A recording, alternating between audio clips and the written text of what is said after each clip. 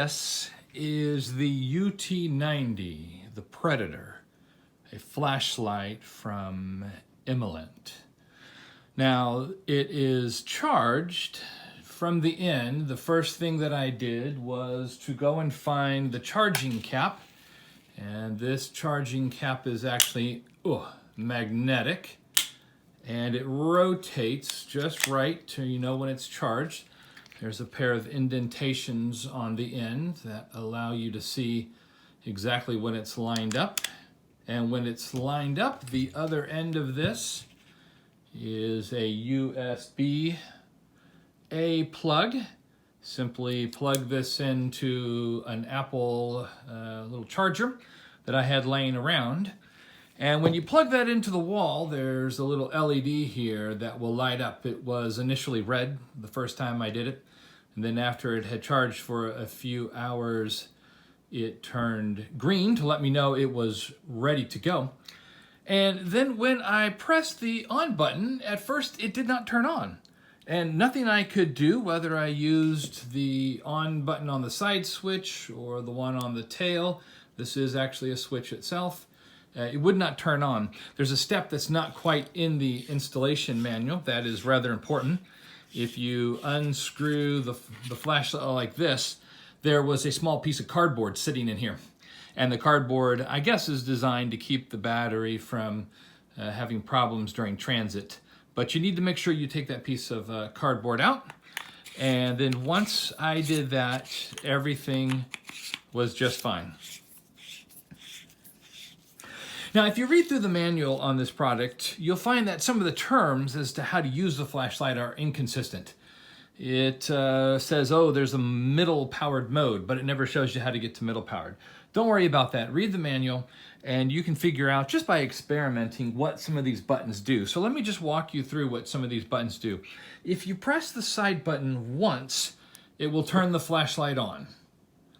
If you press it again, it will turn it off. Okay, that's easy enough. It always remembers whatever the last setting was, right?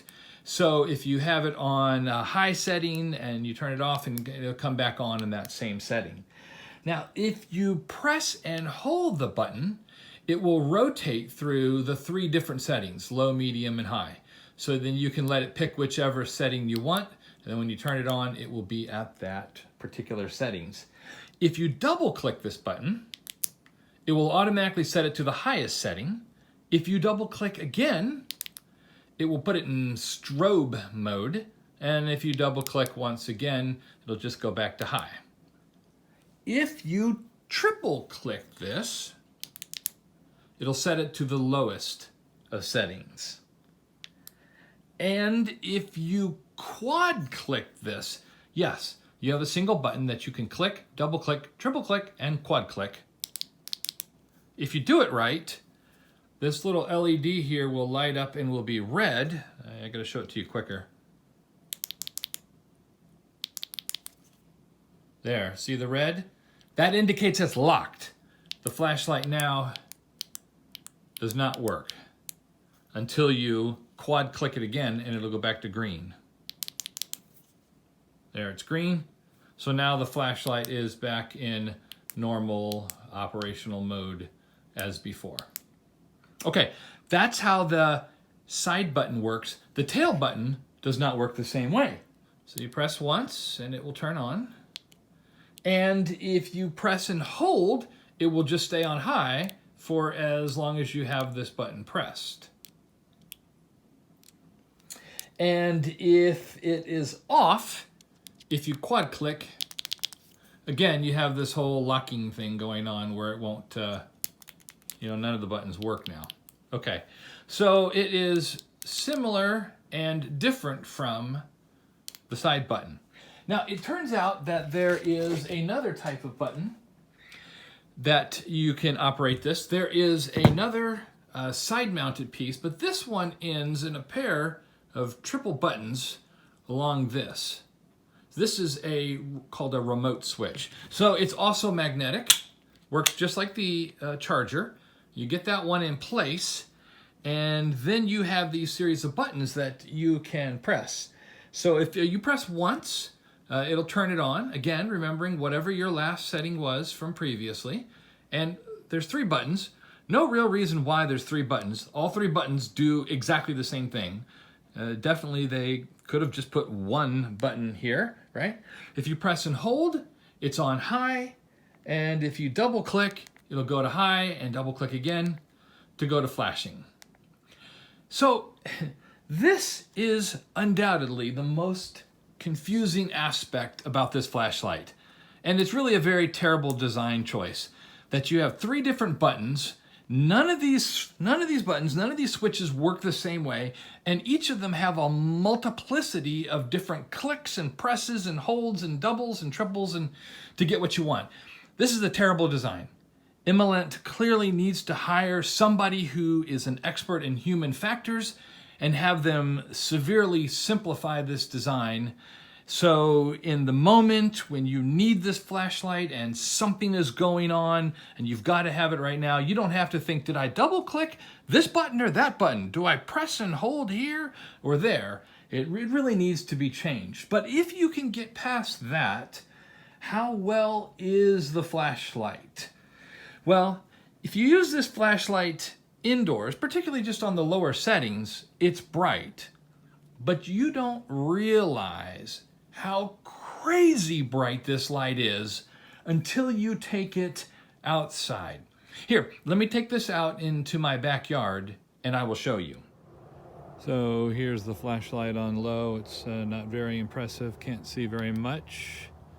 Kick it on to medium and suddenly it becomes super impressive. Can see everywhere out in my yard, bushes, and when you kick it on really high, and it just becomes, you can see, you know, way houses everywhere. So tons of ability. The Predator is not intended to be an indoor flashlight. This is not something that you'll use to check up on the kids to make sure that they are sleeping well. This is not something you use to help you find your way to the bathroom at night. This is an outdoor flashlight. Now, there are 2 risks with having a flashlight that is this powerful. Now, number 1, if you can see up here, it warns you, hot. This head of the flashlight gets hot. This whole area down here gets hot. And in fact, if you can see here, you see these ridges on either side? This is not decoration. These are heat sinks. These are trying to dissipate the sheer volume. So this is actually a burn threat. And so you definitely need to be careful where and how you hold this flashlight while you're using it.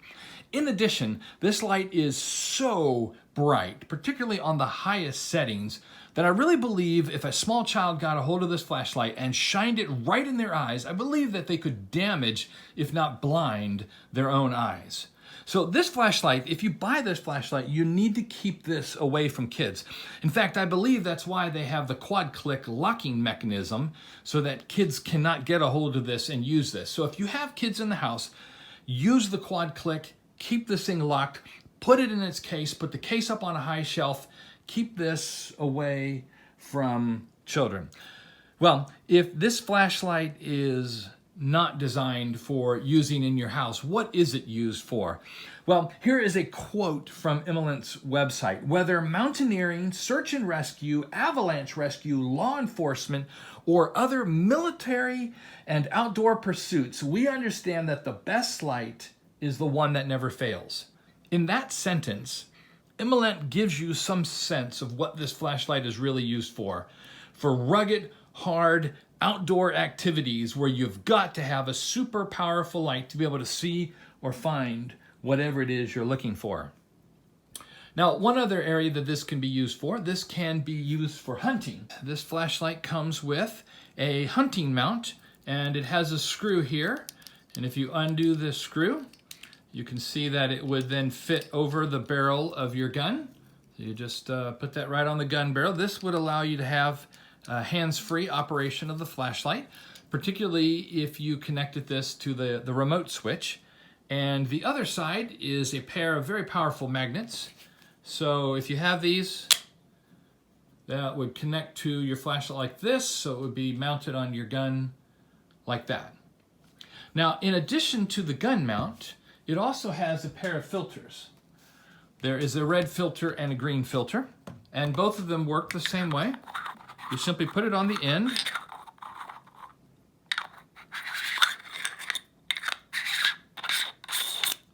and screw it on, and now the flashlight is a different color. So here's the red one, for example.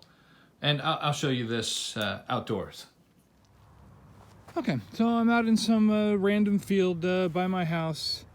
Have the Predator on the lowest setting, see around. But let's go ahead and turn this onto the medium setting. And, oh goodness. I don't know how well this shows up on the video, but man, I can see to those trees on the other side of the field. There's a whole bunch of reflecting eyeballs. I don't know if there's some sort of wildlife, cats or something out there. The whole field just lights up for me. More eyes out there. So then I can press and hold it again, get the ultralight, ultra bright version. Yeah, I can see even farther. The amount of range out here, I can see all the way to the field on the other side of this field. So the amount of range on this guy is just astounding when it's on that very bright setting. So this is the red setting. The red filter turned on. The range is obviously significantly reduced, but it does cast a nice big red light out. Not nearly as far, but again, you get that change in color, which is likely to not scare away some animals. Here's the green setting. The green setting is more powerful than the red setting. So I get a little bit more range, still though nowhere near the setting when it was on white. But again, if you're looking at certain animals that might be not frightened away with the green setting, yeah, this one works. It's got pretty good range. The Predator comes with an Ipx8 rating, which means that it should work fine when submerged underwater for up to 2 feet. So maybe you take this doing some night fishing, I don't know, some alligator hunting or whatever. You drop it in the water, it should be able to work, but of course we need to test that. So today my wife and I climbed up to Stair-Step Falls. It's top of a mountain near Saluda in western North Carolina. And the view up here, the reward for climbing, is this set of Stair-Step Falls that go down. So let's suppose we were climbing this at night and we just happened to bring our UT90 along. And so we had the flashlight on, and let's see, I need to get it more powerful there. It's nice and bright, you can see it shining on you. And what happened if we dropped it in the water? Well, the Predator is rated Ipx8, which is the highest rating for waterproof for a gadget. So it's on now. It should work when it drops in the water, right? Well, let's find out. Huh? Well, it's in the river, or in the creek, and golly, it looks like it's shining. That's pretty amazing. Okay, well, Emilents, well done. Well done indeed. Oh, if I can get this without fall. Oh, that water is freezing cold, oh my goodness. Okay, flashlight is wet, it's cold, no more heat problems. Yeah, okay, test passed. The UT90 also has a 1 meter impact resistant rating. In other words, if you drop this from about 3 feet high, it should work again. And of course, I am going to test that as well. To test whether or not the UT90 is actually impact resistant up to 1 meter, here's the road in front of my house. It's holding this about waist high, and I'm going to just drop it. Oh, well, there it is. So, does it work? Well, what do you know? Still works. Yeah, I guess it's impact resistant. What do you know?